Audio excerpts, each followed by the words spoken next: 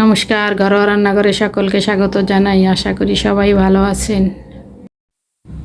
আজকে আমি আপনাদের সাথে শেয়ার করব বাটা মাছ দিয়ে বেগুন আলুর ঝোল। আমার রান্নাটি আপনারা প্রথম থেকে শেষ পর্যন্ত দেখবেন।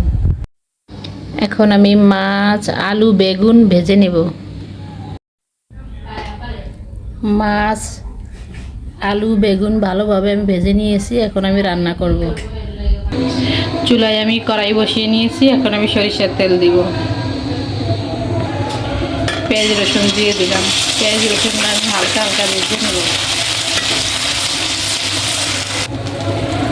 সামান্য হলুদ, স্বাদ মতো লবণ দিয়ে ভালোভাবে নাড়াই চেড়ে নিই। জিরে ধনিয়া বাটা দিয়ে আমি কষিয়ে নেব।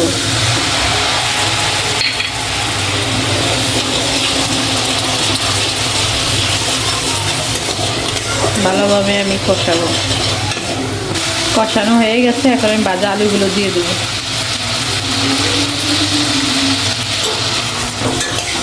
এই রান্নাটা আমি কাঁচা মরিচ দিয়ে রান্না করব। এখানে আমি কোনো শুকনো মরিচের গুঁড়া ব্যবহার করব না।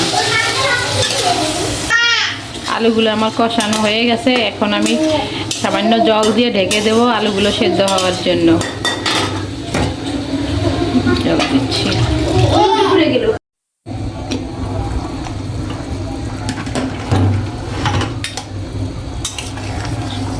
আলুটা আমার সেদ্ধ হয়ে গেছে। এখন আমি মাছ বেগুনগুলো দিয়ে দেবো।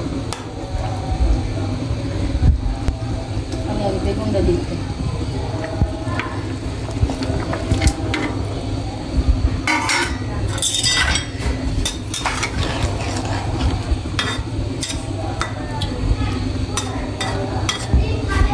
সাথে আমি কাঁচামরিচ বাটাটাও দিয়ে দেবো। কাঁচামরিচের বাটার তরকারি খেতে কিন্তু খুবই মজা লাগে। এখন আমি একটু আবার ঢাকা দিয়ে দেবো।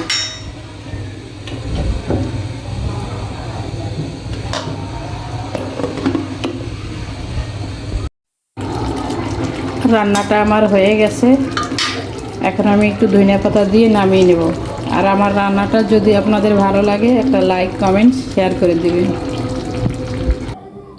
সবাই ভালো থাকবেন, সবাইকে ভালো রাখবেন।